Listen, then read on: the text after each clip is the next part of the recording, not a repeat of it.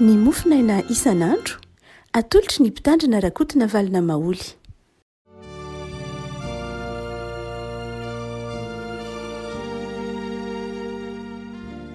Fa mirabantsika ireo afaka tratra ity zoma fahafolon'ny volana jolay ity. Ny mofinainantsika anio dia ny asan'ny apôstôly toko fahaenina amby roapolo ny andiny faharoa ambin'ny folo ka hatramin'ny andiny fahavalo ambin'ny folo. Asan'ny apôstôly toko fahaenina amby roapolo andiny faharoa ambin'ny folo ka hatramin'ny fahavalo ambin'ny folo. Vakitsika amin'ny aran'i Jesosy.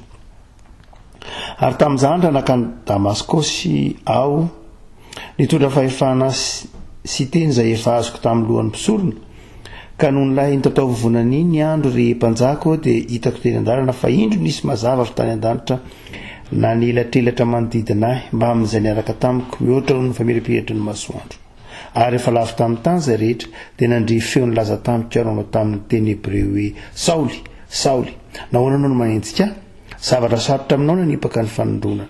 Dia hoy iza moa ianao tompoko? Ary hoy ny tompo: izaho ny Jesosy izay enjehinao, fa mitsangana ka mijoroa amin'ny tongotrao, fa izao ny nisehoko taminao, dia nanendry anao mpanompo sy vavolombelona amin'izay efa nahitanao ahy sy izay isehoko aminao, hamonjy anao amin'ny olon'i Israely sy ny jentilisa izay anirahako anao, hampahiratra ny masony ialany amin'ny maizina ho amin'ny mazava ary amin'ny fahefan'ny Satana ho amin'Andriamanitra, mba azon'ny famelan-keloka sy lova ao amin'izay no amasinina noho ny finoana. Ray masino manamasinana amin'ny fahamarinana ny teninao ny fahamarinana. Amen. Nandiny fahaenina ambin'ny folo dia afaka manao hoe: fa mitsangana ka mijoroa amin'ny tongotrao. Fa mitsangana ka mijoroa amin'ny tongotrao. Amin'izao vanim-potoana tena sarotra izao dia afaka malala eto anivon'ny firenena no hampahirezana anao amin'izany teny izay nitenenin'i Jesosy tamin'ny Paoly izany hoe: mitsangana ka mijoroa amin'ny tongotrao.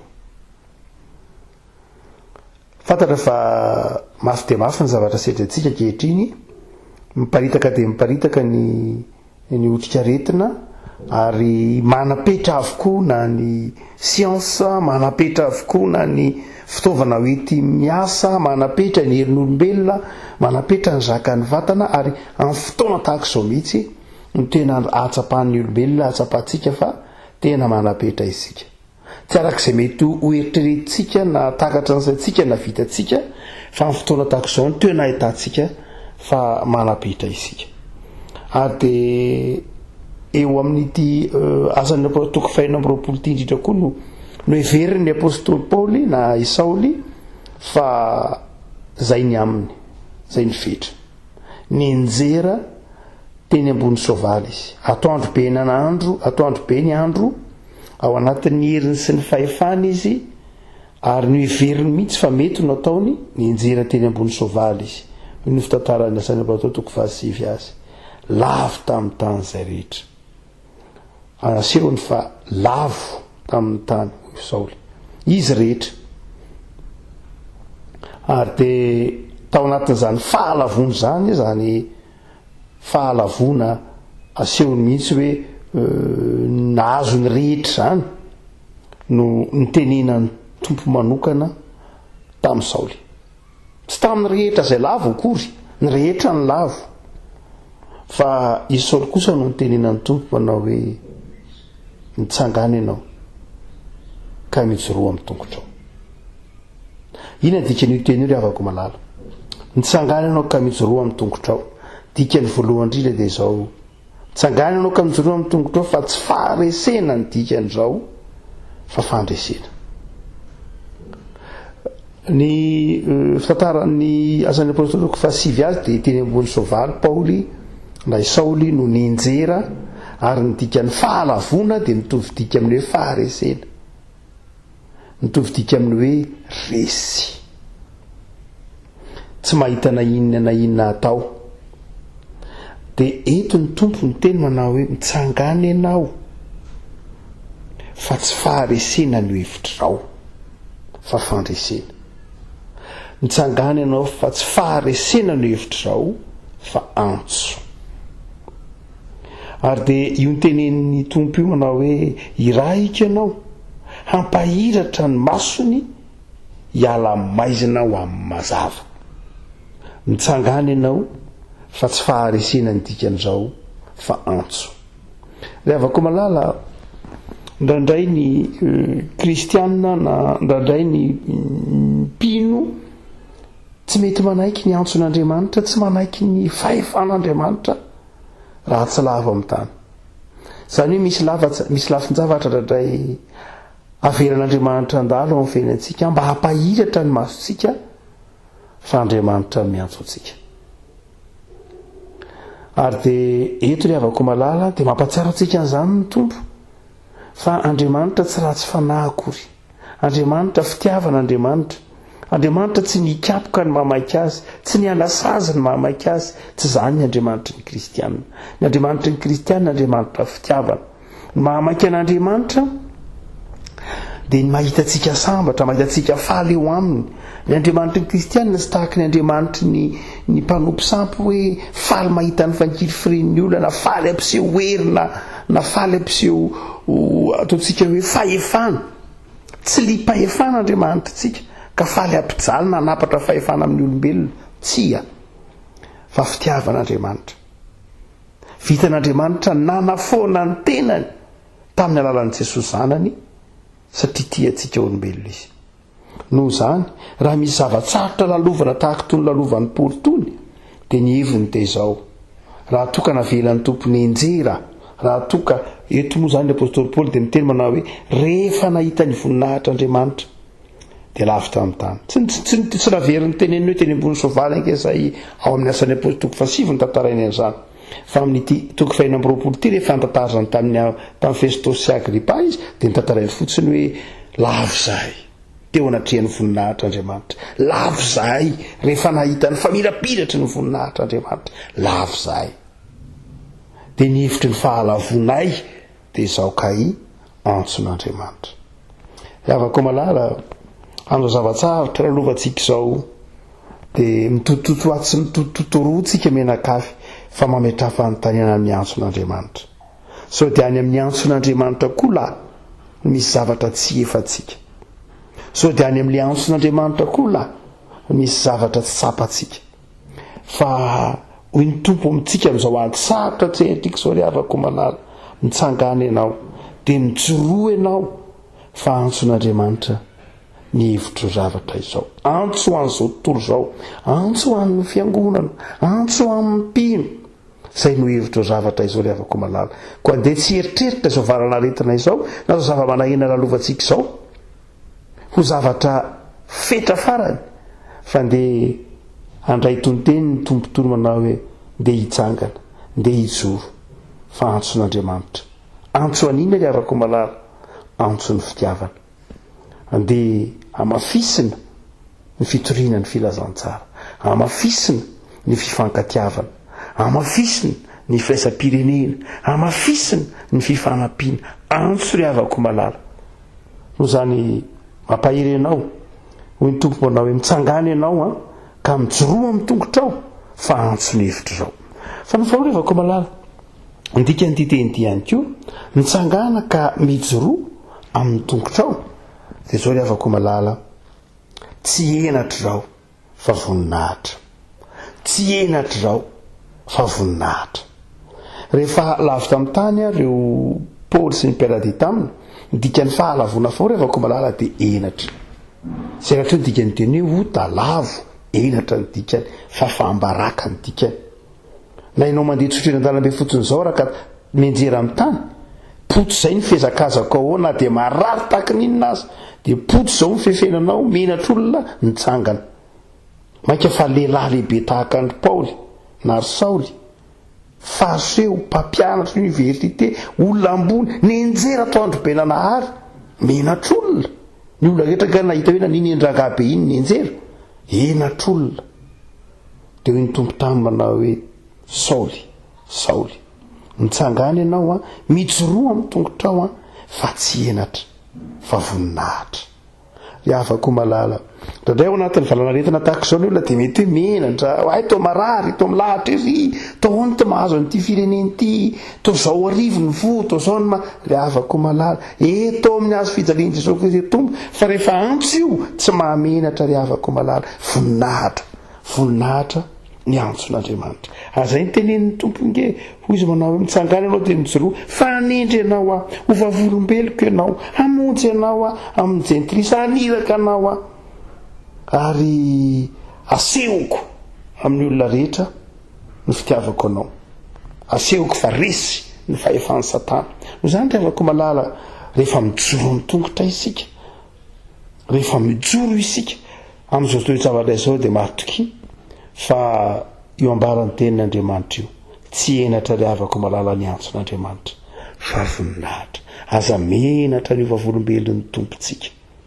aza menatra ny antson'Andriamanitra ao aminao aza menatra ny mijoro kristianina fa tsy fahalavona riavako malala ny zavatsarotra lalovanao amin'ny fiaina fa voninahitra ny dikan'izany rehefa resy ny filazany tsara ny Jesosy Kristy tompo anao riavako rehefa resy ny azo fijalian'i Jesosy Kristy tompo dia izao voninahitra ny hevitray tsy enatra riavako malala tondray mantsy ny olona rehefa hoe dia niova be ny fiainany to ohatrany lasa niovana ny fitafiny niovana ny fomba fiainany ohatrany resy be zany tsy riavako malala maha kristianina maha olom-bo antso dia fandresena voninahitra ary zay mahatonga amin'ny Paoly ny teny amin'ny Romanina manao hoe fanataoko voninahitro ny nitory ny filazantsara eto dia mampatsiaro ny tenin'ny Paoly tenin'ny Jesosy tamin'ny Paoly ary ambony ery manao hoe Paoly Saoly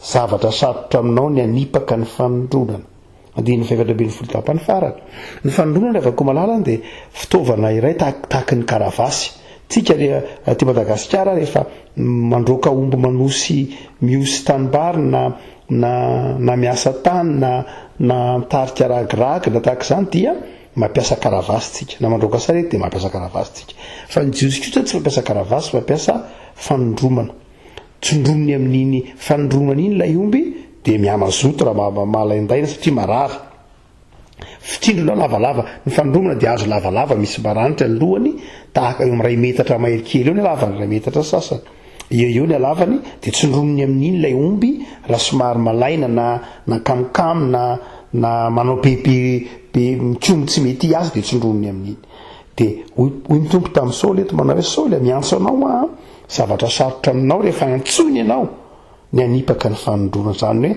raha misy omba manipaka ny fanondronana dia maratra izy satria maranitra ilay fanondronana na inona dia tsy fa mijaly ny omby maratra ny omby raha manitraka ny fanondronana ny dikan'io teny io zany hoe zava-sarotra aminao Saoly manipaka ny fanondronana tsy azonao hialana ny antson'Andriamanitra tsy azonao tsipahana ny fandaharan'Andriamanitra tsy azonao tsipahana ny fandaminan'Andriamanitra sy ny herin'Andriamanitra Andriamanitra ny tompon'ny fahefana enao mpanompo tahaka ny omby miasa fa ny tompo no mitana ny fanondromana eny aminao mitaizanao manitsy anao mampiasa anao miaro anao zany raha afaka malala ny hevitry ty teny ty dia mifanitsy amin'izany ihany manao hoe mijoroa amin'ny tongotrao mitsangana ianao ny hevitry zany dia izao tsy fahareseny izao raha izay tsy enatra izao fa voninahitra antso fa ny farany riavako malala fa mitsangana ka mijoroa amin'ny tongotrao